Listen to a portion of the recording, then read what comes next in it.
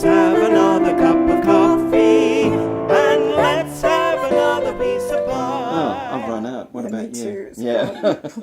Oh, we've been talking too long. Hello, everybody, and welcome to Coffee and Comfort. Kate and I were just talking about our time before we actually met each other, and Kate came up with this wonderful story. You want to tell everybody? Yeah, okay. We thought it might be inspirational for you too. Yeah. So okay, background story was Okay. ever since I was a teenager and first went to see an opera at the English National Opera, I think I fell in love with opera, and I set my sights on being an opera singer.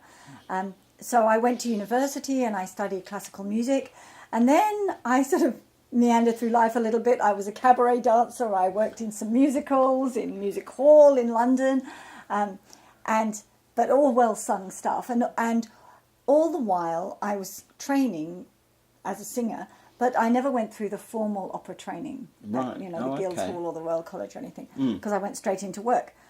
And one day, it was a Sunday, and everybody was out. My cousins from Australia were visiting. I was in London, I should say. And I was really bored. And so I was flicking through a publication we have in London called The Stage. Mm.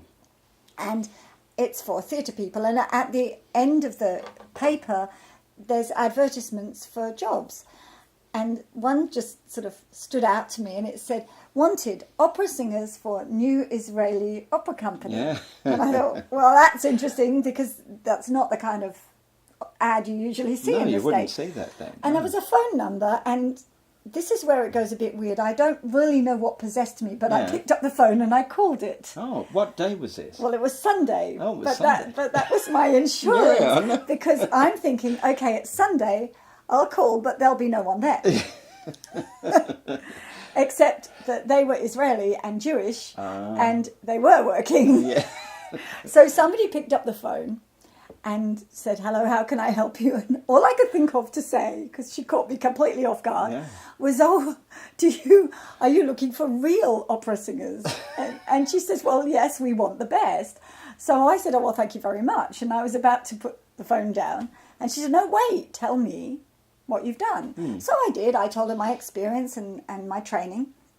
And she said, "Well, that sounds very good. We'll book an audition." And it was Wow. in 3 weeks' time. Oh my goodness.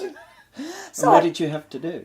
3 arias. Oh my goodness. 3 arias, yeah, and I don't know, just 3 arias is what And they what said. did you do?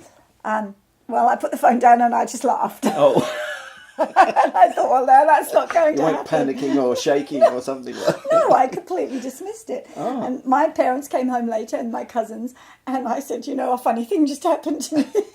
And I told them. Yeah. And they said, "Oh, you should do it." And well, my cousins did. My parents didn't. I have to say, my cousin said, "Oh, you should go for it." And I said, "No way! I'm not.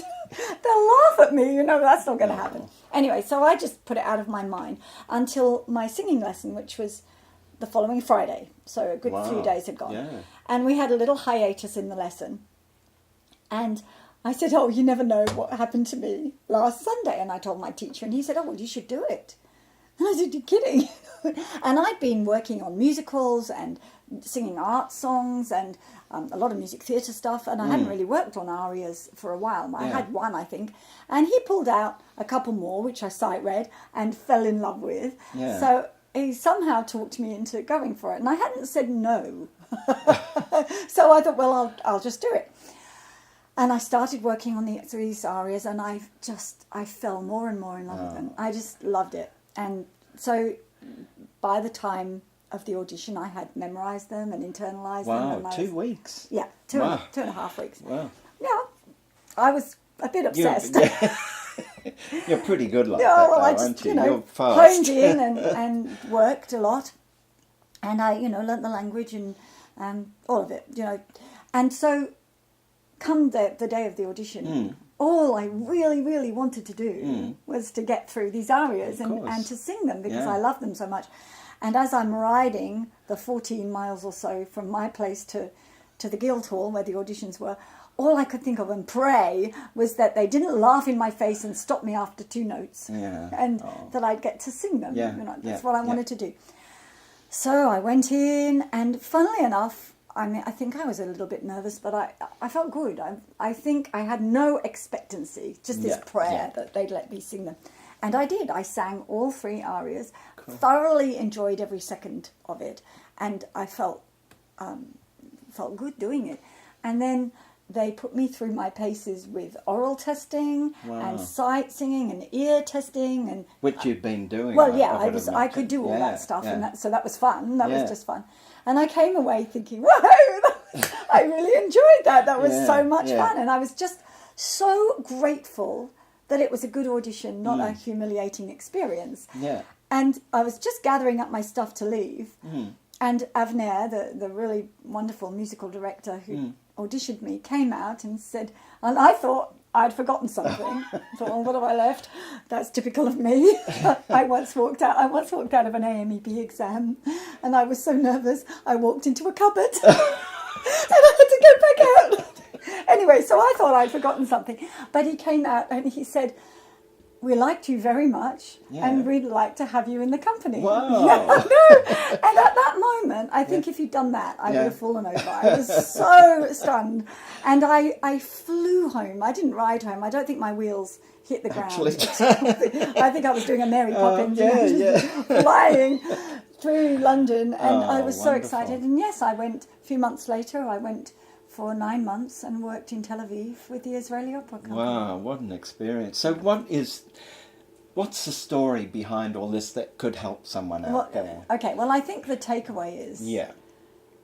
when a little whisper comes into the back of your head, or an idea just presents itself, to run with it. And honestly, as you can tell, as you can hear... Well, you didn't have a choice in that much of the time, did because you? I dismissed it and dismissed it and dismissed it. But it kept coming back at you. Look, if something keeps knocking at the door like this, and you might want to open it. you might want to open it, because sometimes there might be something so wonderful at the end of it. And even if there isn't, you've had a journey, an experience of something. That's the thing, isn't it? The growth of working that hard in that short space of time, and having an end goal that is... It was in my control to learn the arias. I had to let go of all the rest, but doing that work was just wonderful. But letting go of that, actually, I think freed you and made you more relaxed and made you happy about going along the audition. And obviously they saw that, how relaxed you were about all that, and thought, wow, this is great. We need to have her. Well, I think I was relaxed once they didn't stop me after the first 2 notes. Then I enjoyed myself. Well, look, I hope you got something out of that. I'm sure you have. Thanks, Kate, for that great story. My pleasure. And we hope you can join us again for more Coffee and Comfort. Bye for now. Bye for now. Cheers. Oh.